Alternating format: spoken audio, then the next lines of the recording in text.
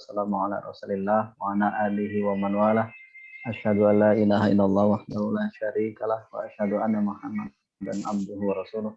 Allahumma shalli wa sallim ala sayyidina Muhammad wa ala alihi wa sahbihi ajmain. Pertama-tama mari kita panjatkan puji syukur kehadirat Allah Subhanahu wa taala atas segala nikmat iman dan Islam, dan tentu juga nikmat kesehatan, yang dengan nikmat itu semua pada malam hari ini kita bisa berkumpul bermuajahah untuk mendengarkan taujih insya Allah dari Kiai Aus Hidayat yang sudah hadir di tengah-tengah kita. Salam dan salam juga semoga dilimpahkan kepada junjungan kita, seri tauladan kita, baginda Rasulullah SAW, yang dengan perjuangannya kita sampai saat ini bisa menikmati cahaya Islam. Dan tentu juga semoga salawat dan salam dilimpahkan kepada keluarga beliau, para sahabat beliau, dan orang-orang yang senantiasa mengikuti jejak langkah beliau hingga akhir. Dan kita juga berharap kita semua termasuk orang-orang yang berupaya terus mengikuti jejak langkah beliau dan para sahabat dan juga orang-orang yang mengikuti beliau. Baik, untuk mempersingkat waktu, yang kami hormati Pak Kiai Aus Hidayat untuk bisa memberikan taujih kepada kita, kami persilakan. Tafadhal maskuran. Assalamualaikum warahmatullahi taala wabarakatuh. Waalaikumsalam warahmatullahi wabarakatuh. Marilah kita sama-sama terlebih dahulu membaca suratul Fatihah agar kita mendapatkan keberkahan dari Ummul Kitab. Ala hadhihi niyah wa kulli niyatin shalihah. Al-Fatihah. A'udzubillahi minasyaitonir rajim. Bismillahirrahmanirrahim. Alhamdulillahirabbil alamin. Iyyaka nasta'in. Ihdinas siratal mustaqim.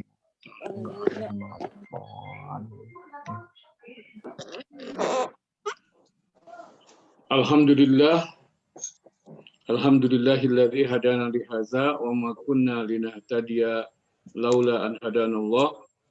Asyhadu an la ilaha illallah wa asyhadu anna Muhammadan abduhu wa rasuluh. Allahumma shalli ala sayyidina Muhammadin wa ala alihi wa ashabihi ajmain.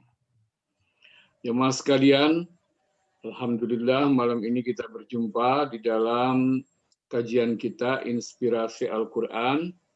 Semoga Allah Subhanahu wa taala memberikan kepada kita keridhaannya, keberkahan dan rahmat yang berlimpah ruah di dalam kehidupan kita. Amin ya rabbal alamin. Kajian malam ini saya ingin membahas surat Yasin.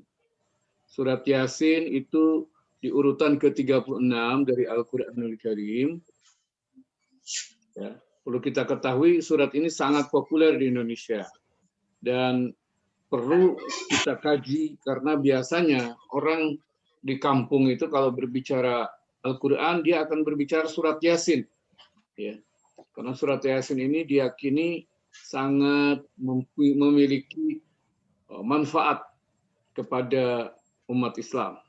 Ya, memang betul, dan ini perlu kita berikan penjelasan yang lebih mendalam tentang isi, bukan hanya sekedar membaca terjemahan, membaca surat Yasin bahasa Arabnya saja, tapi juga kita harus tahu kandungannya.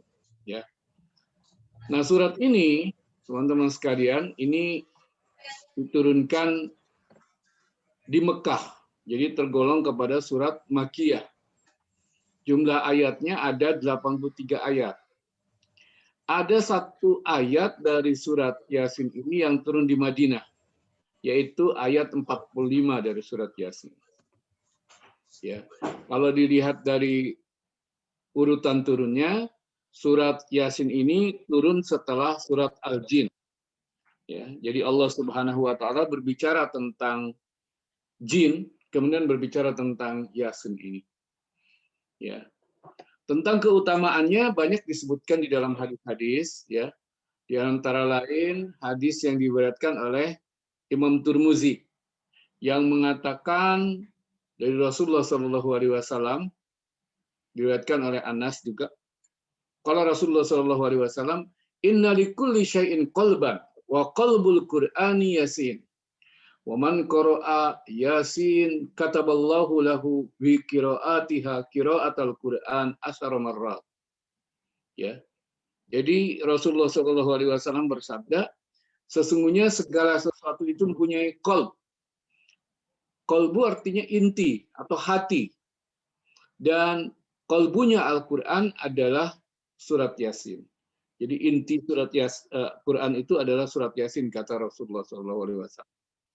Dan beliau menambahkan, barang siapa membaca surat Yasin, maka Allah mencatat baginya karena bacaan surat Yasin itu pahala membaca Quran 10 kali.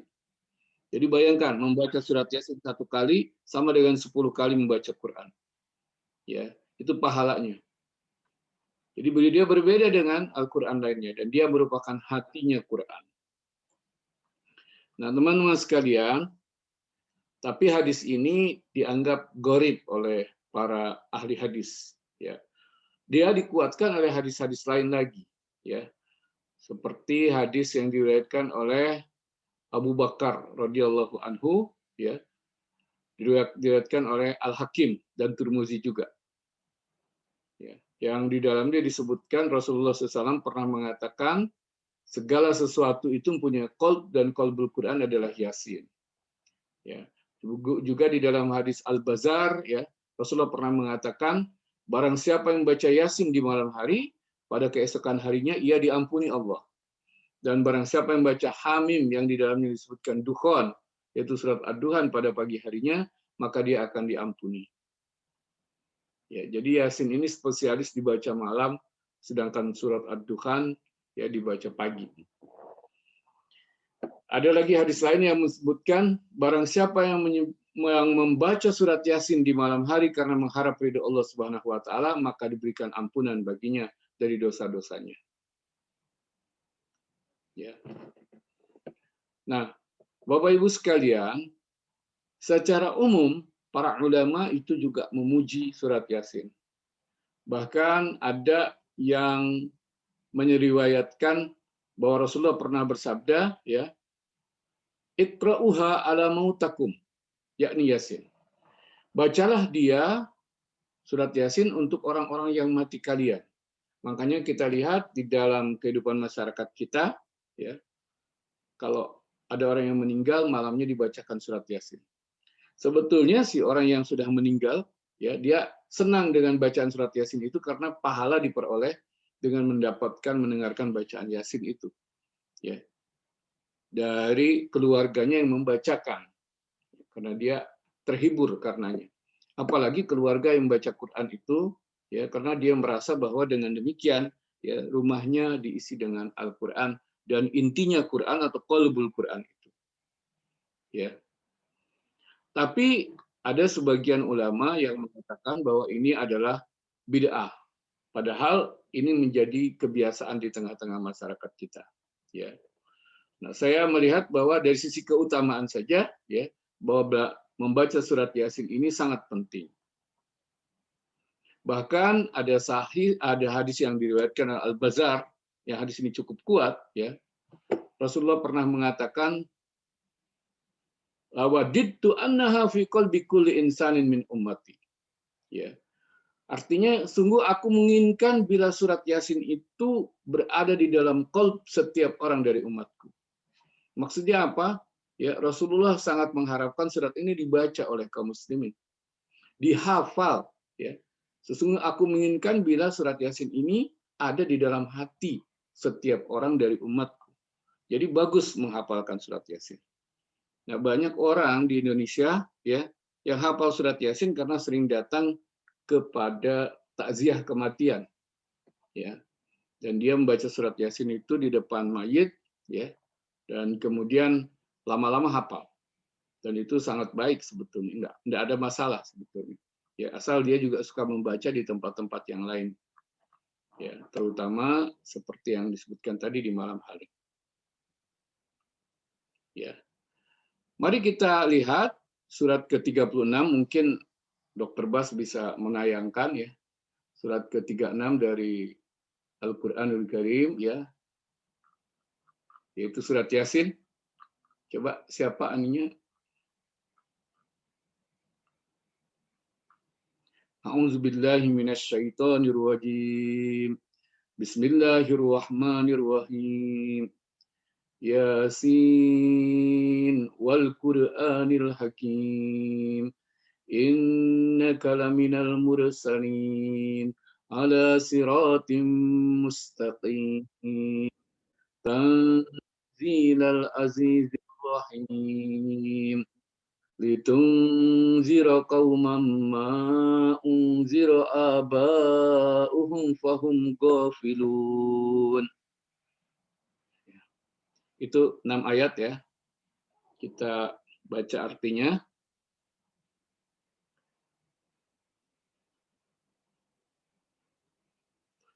Yasin, demi Al-Quran yang penuh dengan kebijaksanaan. Wal Qur'anil Hakim.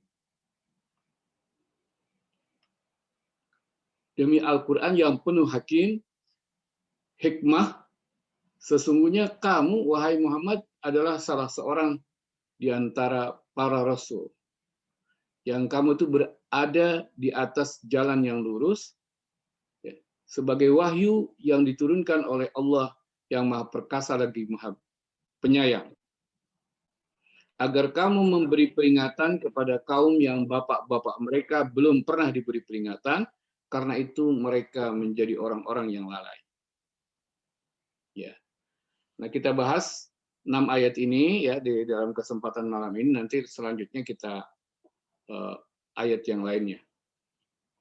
Yasin ayat pertama ya. Jadi satu ayat tapi isinya sangat padat. Seperti halnya di surat-surat yang lain ada satu ayat seperti dalam suratul Baqarah, surat Al-Imran, ya, surat Ar-Ra'd, surat Yusuf, surat apalagi Ibrahim dan lain sebagainya. Satu ayat tetapi di dalamnya ya terdapat 2 huruf yang unik ya, yaitu Yasin. Secara qiraat dibacanya panjang-panjang. Yasin begitu ya. Ini disebut dengan huruf muqatta'ah. Tergolong huruf-huruf yang mengawali kebanyakan surat-surat Al-Qur'an. Seperti kita jumpai dalam beberapa surat tadi. Ya. Nah, ini hanya Allah yang tahu maknanya.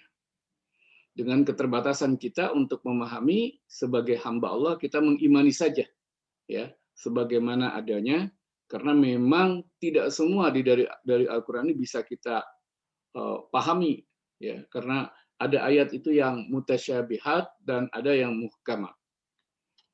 Namun demikian, tentu saja masih ada juga para mufassir yang memberikan pengertian tentang ayat seperti ini. Misalnya Ibnu Abbas ya, beliau adalah mufassir yang merupakan sahabat Rasulullah SAW. Karena beliau ini putra daripada Abbas. Al-Abbas adalah pamannya Rasul. Ibnu Abbas namanya Abdullah bin Abbas. Anak dari Abbas. Ya. Dia merupakan sahabat Nabi karena pernah berjumpa dengan Rasulullah. Dia punya tafsir namanya Tafsir Ibnu Abbas. Mengatakan bahwa Yasin itu artinya ya insan. Artinya wahai manusia. Ya. Demikian juga seorang sahabat lain mengatakan, Sa'id bin Jubair namanya, bahwa memang seperti itulah maknanya.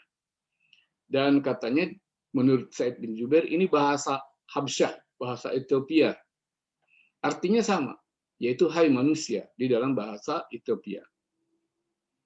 Malik ibn Zaid Ibnu Aslam mengatakan Yasin adalah salah satu dari nama-nama Allah Subhanahu wa taala. Ada juga ulama yang mengatakan ini nama Nabi Muhammad. Ada yang mengatakan ini nama nabi yang lain. Ya, seorang ahli sejarah itu menyebut nama seorang nabi bernama Yasin. Tapi Allahu a'lam ya, yang pasti kita nggak tahu persisnya mana yang benar ya, kita serahkan kepada Allah Subhanahu wa taala saja. Kemudian pada ayat kedua, Allah bersumpah demi Al-Quran yang penuh hikmah. Wal Qur'anil Hakim. Ya. Demi Al-Quran yang penuh hikmah. Hikmah artinya pengetahuan yang mendalam. Kebijaksanaan yang sangat luas. Ya.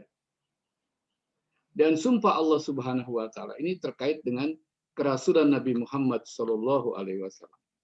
Wal Qur'anil Hakim, kemudian innaka laminal mursalin. Demi Al-Qur'an yang penuh dengan kebijaksanaan, ya, bahwasanya engkau Muhammad laminal mursalin, dan sungguh engkau itu adalah seorang di antara para rasul. Jadi pernyataannya ya merupakan sumpah dari Allah. Sumpah demi Al-Qur'an, demi satu ciptaan Allah Subhanahu wa taala, atau demi kalam Allah itu sendiri, ya. Karena Al-Qur'an ini adalah kalam Allah, dan bersumpah tentang Nabi Muhammad Shallallahu Alaihi Wasallam. Jadi betapa pentingnya dua hal ini, Al-Quran dan Nabi Muhammad Shallallahu Alaihi Wasallam. Ya, sehingga di dalam inspirasi kitab suci ini kita menyebut kesaksian Allah atau sumpah Allah atas kerasulan Muhammad Shallallahu Alaihi Wasallam, bahwa Rasul Muhammad itu adalah rasul-rasul, dan rasul-rasul berarti ya dia bagian dari para pembawa risalah, sebagaimana yang telah Allah turunkan kepada manusia sebelumnya, ya, dari Nabi Adam sampai Nabi terakhir sebelum Nabi Muhammad SAW, yaitu Nabi Isa. Di bawah Nabi Isa juga masih ada nabi-nabi yang lain. Tapi yang Rasul yang disebutkan dalam Quran sejumlah 25 itu, yang namanya ada di dalam Quran. Sesungguhnya nabi-nabi itu sangat banyak, ya. Sampai di dalam satu hadis disebutkan ada 124.000 nabi, ya. Dan rasul itu ada 313 dari seluruh nabi itu. Jadi semua nabi, semua rasul adalah nabi, tapi tidak semua nabi adalah rasul. Artinya himpunan nabi itu lebih besar daripada himpunan rasul. Dan di antara himpunan rasul itu ada rasul-rasul yang utama yang disebut dengan ulul azmi. Salah satu di antaranya adalah Nabi Muhammad SAW. Ya, ulul azmi Ibrahim, Nuh, kemudian Musa, Isa, dan Muhammad SAW. Ya. Jadi ini adalah persaksian Allah atau sumpah Allah atau pernyataan Allah bahwasanya Nabi Muhammad itu betul-betul seorang rasul, sehingga tidak perlu diragukan lagi, ya. Karena ini jaminan dari Allah Subhanahu wa taala tentang kerasulan Muhammad sallallahu alaihi wasallam. Dan keistimewaannya lagi, ya, bahwa ya, Rasul Muhammad sallallahu alaihi wasallam itu ya didampingi dengan Al-Qur'an yang turun kepada beliau. Ya. Di dalam surat Al-Isra, surat ke-17 ayat 9, Allah Subhanahu wa taala mengatakan, "Inna hadzal Qur'ana yahdi lillati hiya aqwam wa yubashshiral mu'minina alladzina ya'maluna shalihat anna lahum ajran kabira." Sesungguhnya Al-Qur'an ini memberikan petunjuk kepada jalan yang lebih lurus dan memberi kabar gembira kepada orang-orang mukmin yang mengerjakan amal saleh bahwa bagi mereka ada pahala yang besar. Jadi perhatikan di sini ayat ini berhubungan di mana Allah Subhanahu wa taala menyebutkan demi Al-Qur'an yang penuh kebijaksanaan, ya, Al-Qur'anil Hakim, ya. Itu bahwa Quran itu adalah petunjuk yang petunjuknya itu penuh dengan pengetahuan dan kebijakan yang datang dari Allah Subhanahu wa taala. Ya. Artinya antara Al-Quran dengan Nabi Muhammad SAW tidak bisa dipisahkan. Dia merupakan satu kesatuan. Ya.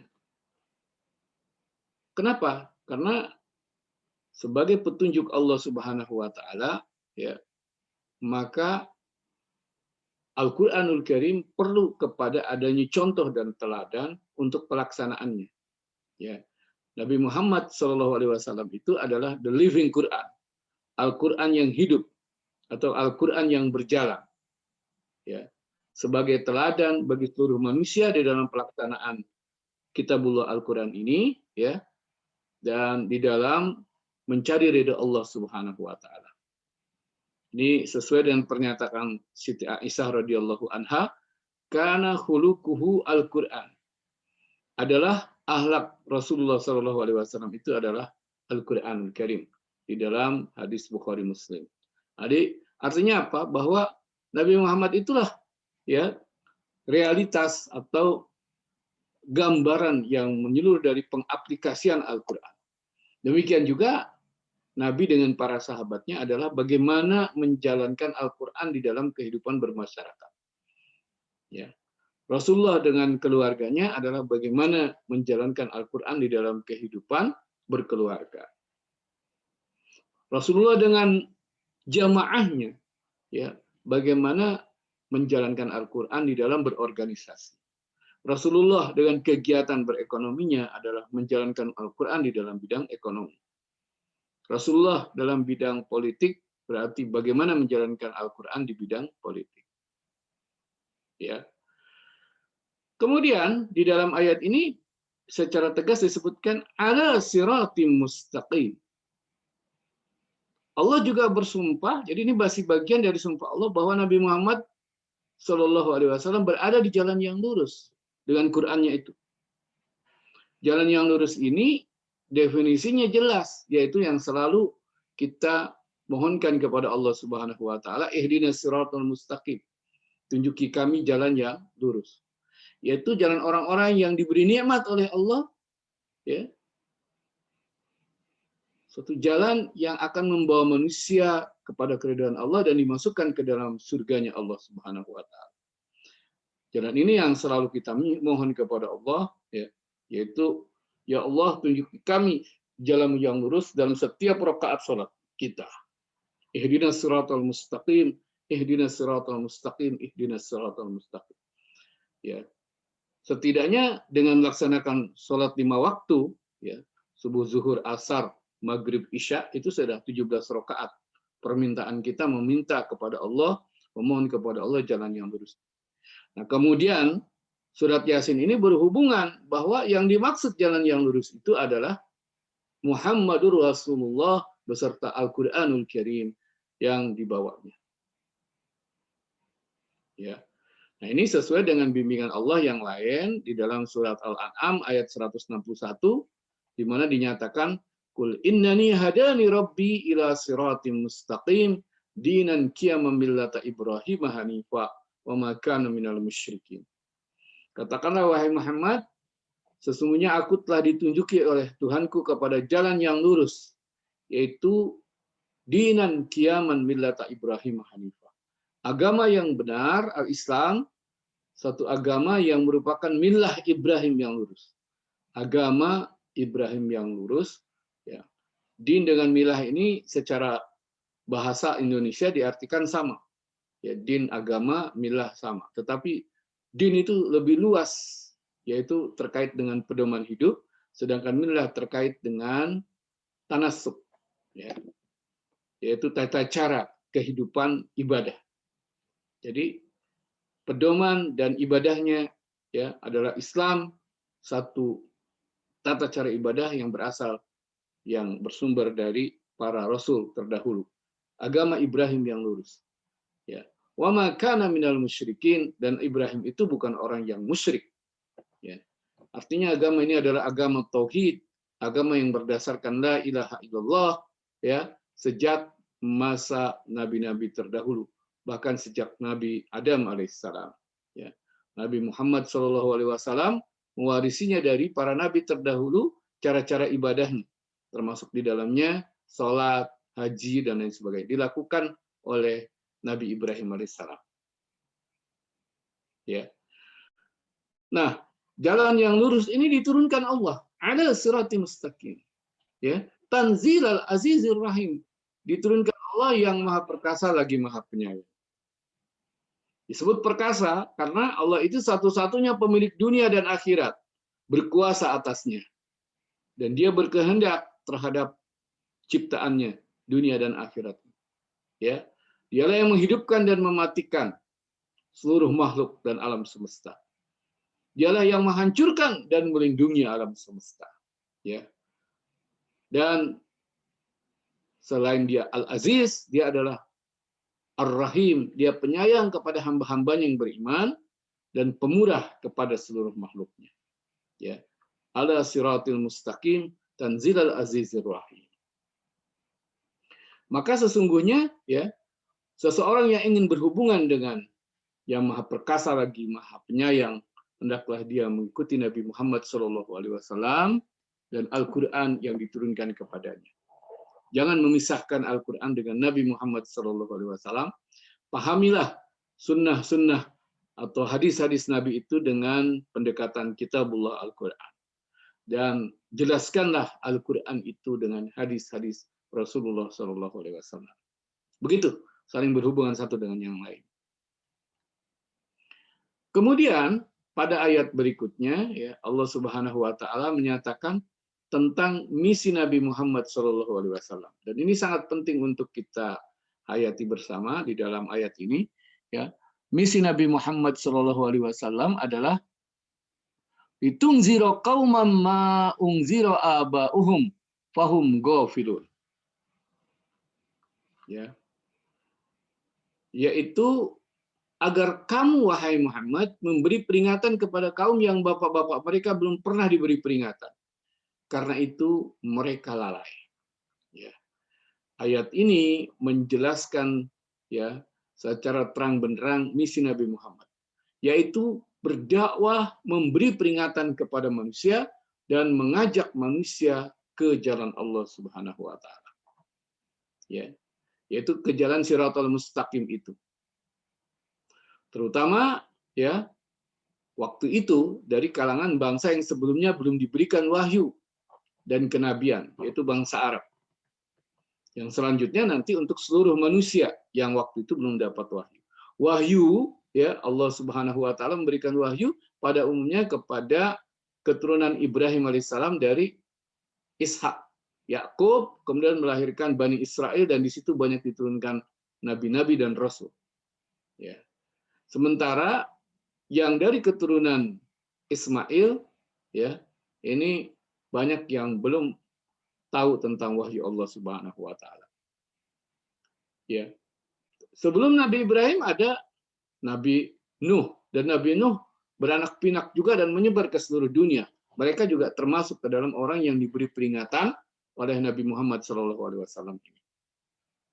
Ya, maka kemudian setelah bangsa Arab, tentu Nabi Muhammad ditujukan untuk seluruh manusia sesuai dengan surat Saba ayat 34, surat ke-34 ayat 28 di mana Allah mengatakan auzubillahi minasyaitonirrajim wa ma arsalnaka illa kafatan linnas basyira wa nazira walakinna aktsarun nasi la ya'lamun.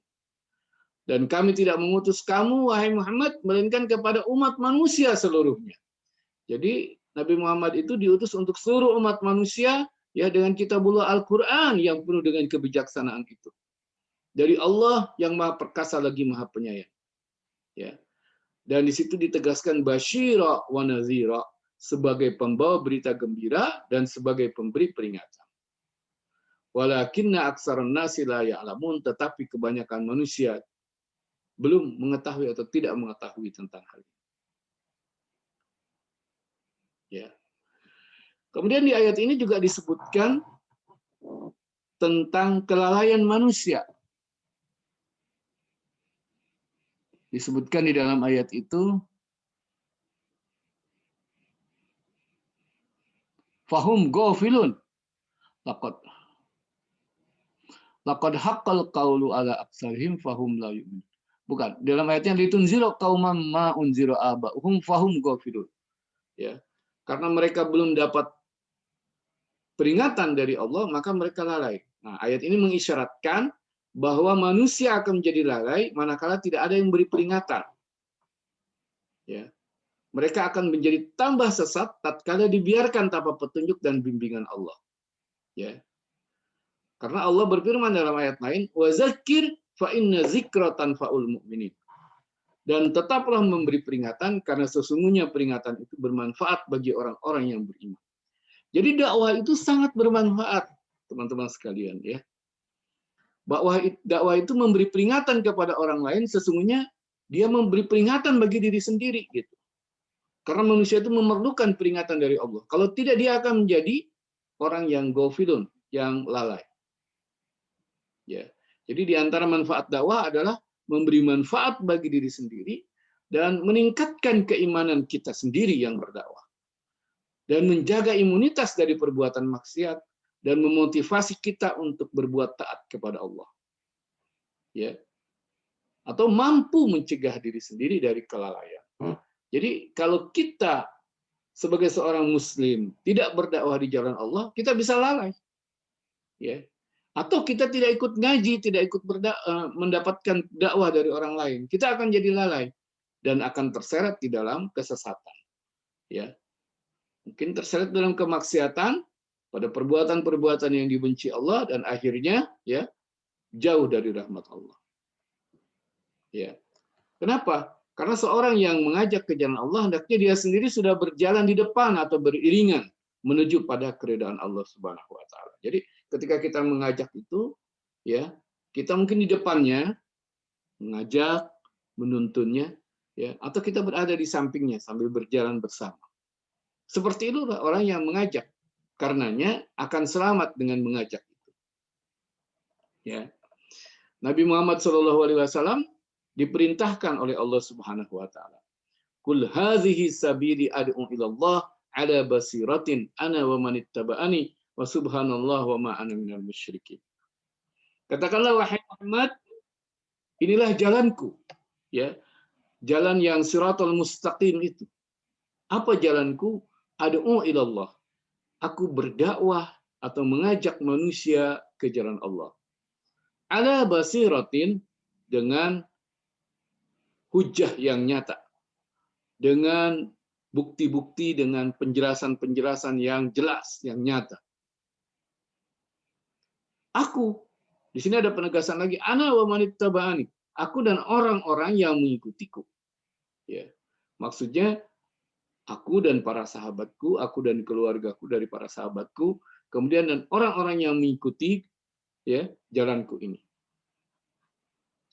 Maha suci Allah, dan aku bukanlah orang yang musyrik. Aku seperti Ibrahim alaihissalam. Aku selalu mensucikan Allah dan aku menjauhi kemusyrikan, bahwa dakwahku adalah dakwah kepada tauhidullah. Nah, inilah gambaran dari ayat ke-6 itu, ya, agar memberi peringatan kepada kaum yang belum diberi peringatan, sehingga mereka karena tidak diberi peringatan menjadi lalai. Dari itu ayat ini menggambarkan tentang dakwah Nabi Muhammad SAW yang merupakan misi beliau di dalam kehidupannya, ya, sebagai seorang rasul dan nabi. Nah, dari sinilah kita paham kenapa di antara ulama ada yang menyebut, salah satu di antaranya guru saya Ustaz Hilmi, bahwa surat Yasin ini, ya, adalah surat ad-dakwah. Beliau menamakan surat Yasin ini surat ad-dakwah. Ya, beliau bercerita dulu ketika beliau tinggal di Jakarta, ya, di Kebon Melati, itu masyarakat sekitar, masyarakat Betawi itu mengajak beliau ngaji, ya. Ngajinya surat Yasin gitu. Karena waktu itu mereka tidak paham ngaji, ya, sebagaimana kita pahami sekarang ini yang populer sekarang, ya. Mereka ngajinya baca Yasin aja gitu. Terus tiap malam.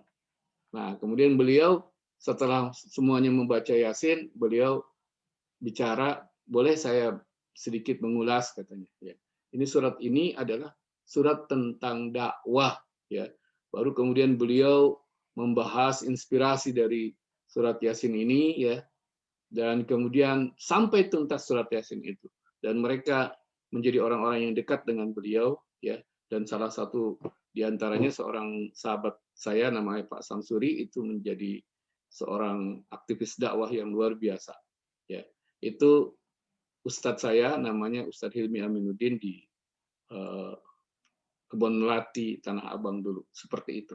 Ya, jadi isi nanti pembahasan kita di dalam surat Yasin ini banyak membicarakan tentang fikih dakwah, karena Allah hendak mengajarkan kepada Nabi Muhammad SAW hakikat daripada dakwah itu seperti apa. Ya, siapa yang dihadapi, bagaimana jalannya, bagaimana akibatnya, dan lain sebagainya.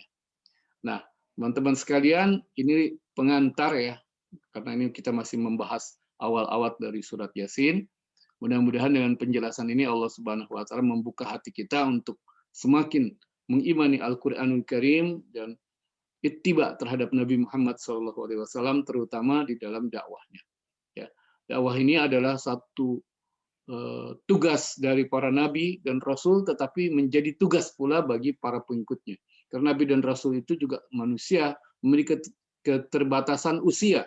Ya, Nabi Muhammad sudah wafat, yang melanjutkan dakwahnya adalah kita semua, ya, pengikut-pengikutnya. Maka bagi orang yang mau mengikuti Nabi Muhammad SAW dengan benar, maka dia harus mengikuti sunnah utama dari Nabi SAW, yaitu berdakwah ke jalan Allah Subhanahu wa taala. Ya, demikian aku qauli hadza wa astagfirullah li wa lakum. Saya cukupkan, mudah-mudahan kita bisa diskusikan ini. Kalau ada yang ingin bertanya, ingin memberi tambahan dan lain sebagainya, saya persilakan. Wabillahi taufiq wal hidayah. Assalamualaikum warahmatullahi wabarakatuh. Waalaikumsalam warahmatullahi Waalaikumsalam warahmatullahi wabarakatuh. Baik, jazakallahu khairan katsirah Pak Kiai atas penjelasan 6 ayat dari surat Yasin. Tadi sudah disampaikan juga bahwa Yasin, surat Yasin adalah hatinya Al-Quran. Dan kita diminta Rasulullah untuk menghafal, ya, dalam pemahaman secara umum kita menghafal. Malam ini baru 6 ayat, mudah-mudahan seluruh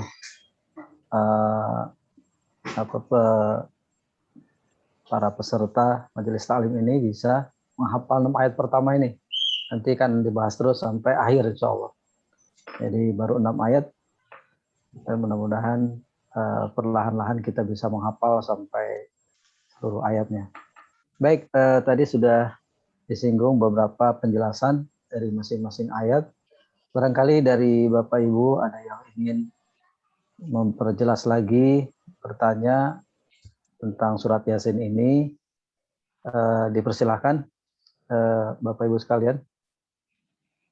Barangkali ada yang ingin menanyakan lebih jauh lagi, lebih rinci dari 6 ayat ini paling tidak, atau secara umum surat Yasin. Silakan Bapak Ibu. Itu saya bertanya lewat chat pada Juli. Oh, silakan Dok. Baik Dok.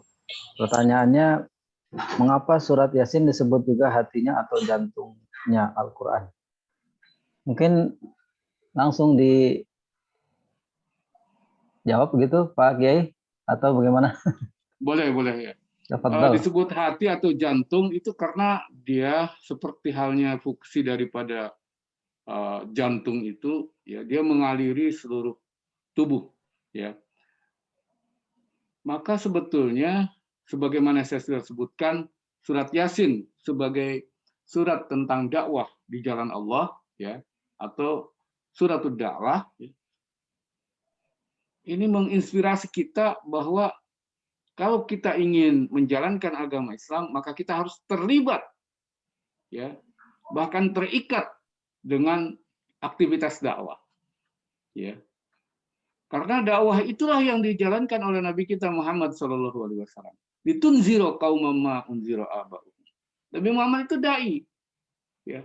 Maka kita harus jadi dai sebelum menjadi apapun, ya. Harus jadi dai sebelum menjadi politisi.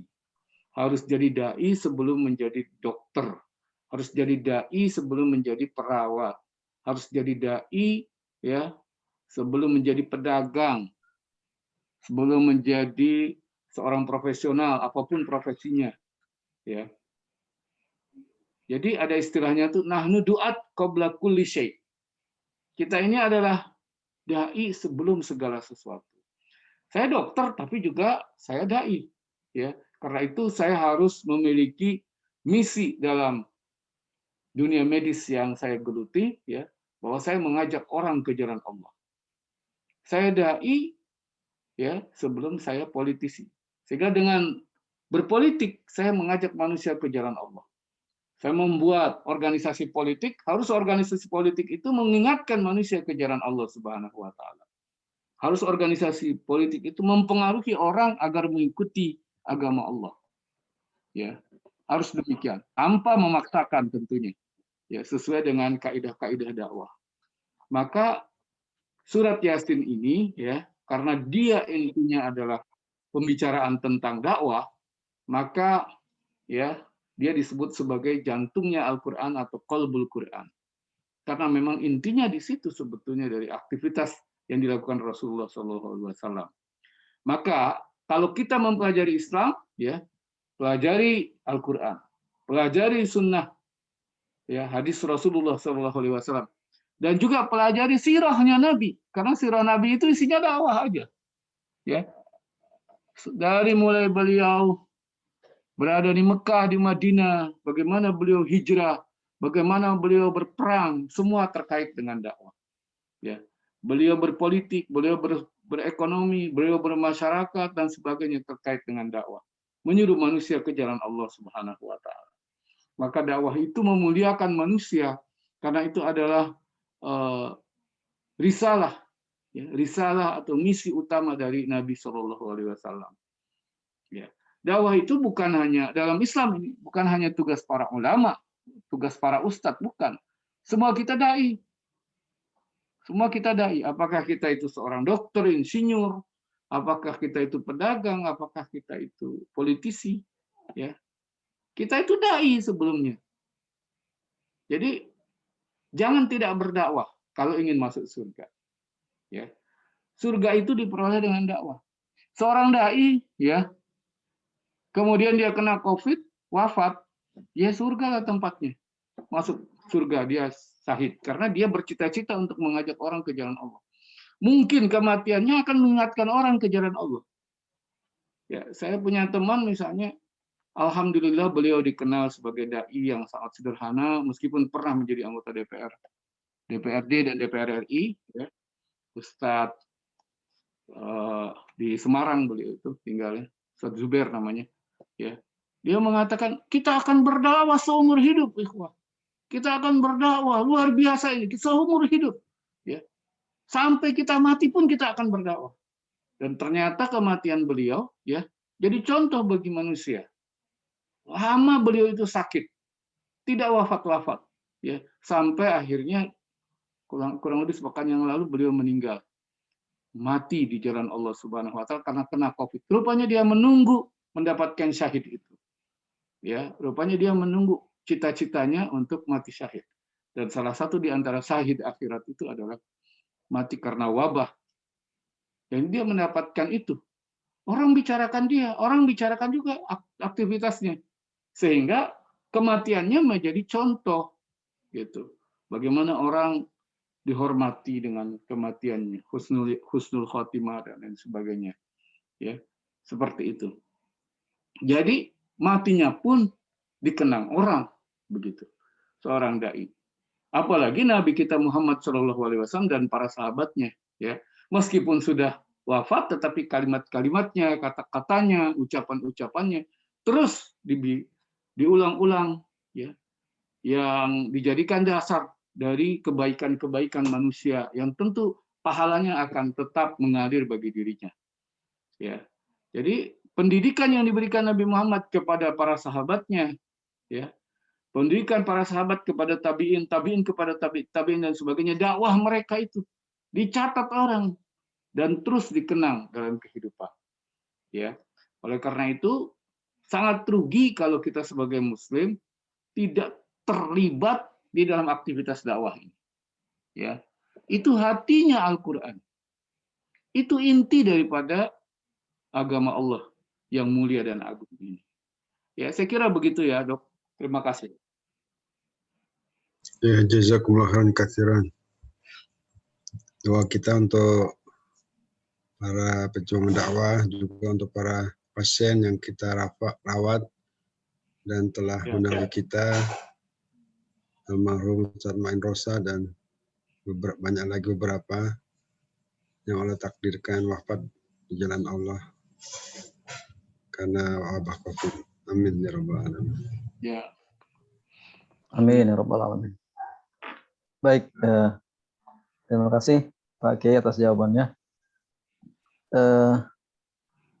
Barangkali ada lagi dari Bapak Ibu sekalian yang ingin bertanya atau menambahkan.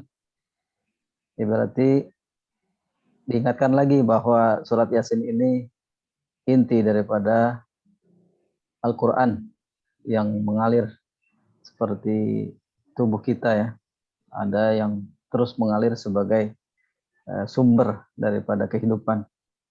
yang mengaliri tubuh, darah memompa terus jantung, kolbu, dan juga memberikan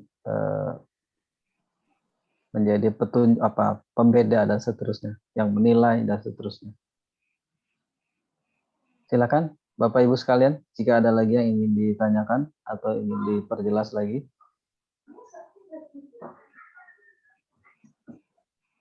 Bagi yang sudah pernah atau sering membaca surat Yasin ini tentu mungkin sudah hafal nih. Walaupun remang-remang tapi bisa dikatakan hafal.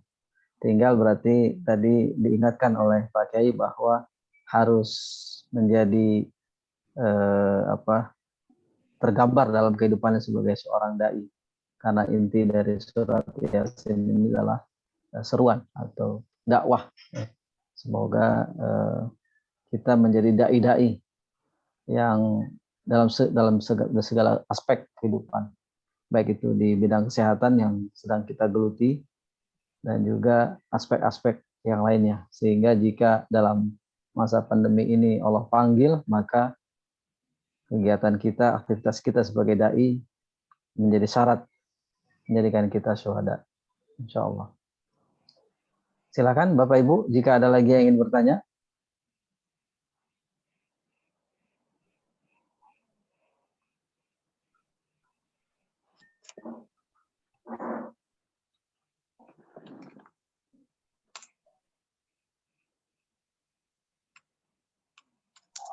Ada lagi? Atau cukup? Ini baru pemanasan, baru 6 ayat.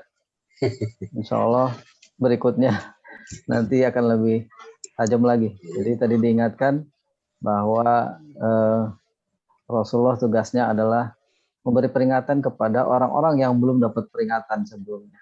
Jadi memang kalau di Arab itu jauh sekali ya dari banyaknya para nabi ketika itu, yang ada dari keturunan Ishak ya, untuk Bani Israel, sehingga dikatakan di sini memberi peringatan kepada bapak-bapak mereka, jadi leluhur yang belum ada yang memberi peringatan. Baik, jika tidak ada, mungkin bisa langsung Pak Kiai bisa mendoakan kita semua agar ilmu yang tadi disampaikan kita bisa menyerapnya, kita bisa mengamalkannya, dan juga saat ini situasi pandemi ini kita diberikan Allah kemampuan untuk bisa mengamalkan surat ini sebagai surat dakwah, surat seruan kepada manusia, dan juga bisa dipelihara Allah untuk tetap sehat dan terus berkarya dalam dakwah. Mungkin demikian barangkali Pak Kiai. Jadi kita sekarang doa ya. Ya, siap. Mari sama-sama kita mengangkat tangan kita untuk berdoa kepada Allah Subhanahu wa taala. Dengan sama-sama memulai dengan baca Al-Fatihah. Al-Fatihah. A'udzubillah. A'udzubillahi Bismillahirrahmanirrahim. Alhamdulillah. Ya kana Allah ya kana sa'in.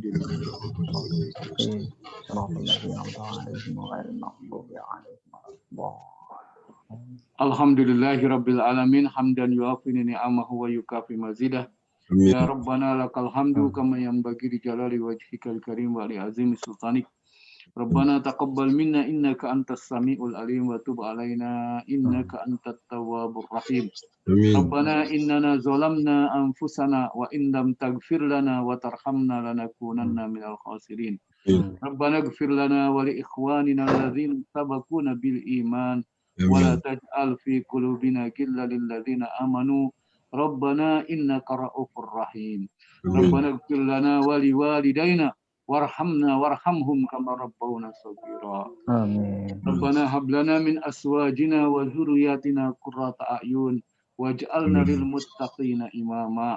Rabbana ij'alna muslimina laka wa min dzurriyyatina ummatan muslimatan lak وأرنا مناسكنا وتب علينا إنك أنت التواب الرحيم ربنا اجعلنا مقيم الصلاة ومن ذريتنا ربنا وتقبل دعاء ربنا آمنا بما أنزلت واتبعنا الرسول فاكتبنا مع الشاهدين اللهم ارحمنا بالقرآن واجعله لنا إماما ونورا وهدى ورحمة اللهم ذكرنا منه ما نسينا وعلمنا منه ما جهلنا وارزقنا تلاوته آناء الليل وأطراف النهار واجعله لنا حجة يا رب العالمين اللهم ادفع عنا البلاء والوباء ودرك الشتاء وسماتة الأعداء وسوء القضاء والمهن والفتن يا أرحم الراحمين اللهم إنا نعوذ بك من الجذام والبراس والجنون وسيء من الأسقام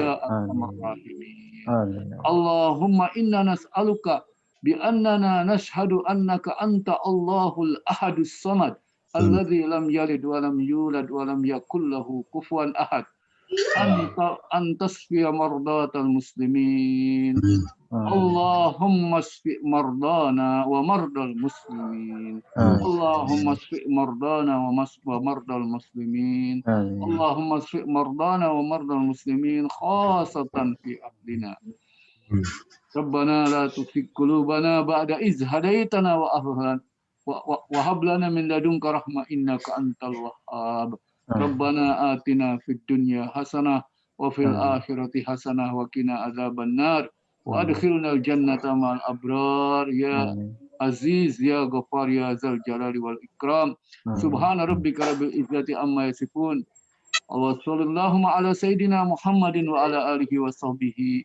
وبارك وسلم وسلام على المرسلين والحمد لله رب العالمين. Alhamdulillah, jazakallah khair Pak Kiai. Terima kasih pada Pak Kiai sudah mendoakan kita, dan mari sama-sama saya izin Pak Dr. Basuki untuk menutup pada pengajian malam ini dengan membaca doa kifaratul majlis bersama. Subhanakallahumma wa bihamdika asyhadu an la ilaha illa anta astaghfiruka wa atubu ilaik. Assalamualaikum warahmatullahi wabarakatuh. Izin Pak Kiai, Pak Dr. Basuki dan seluruhnya. Jadi kau pakai masker kenapa, Ustaz? Ya biasa. Kantor apa?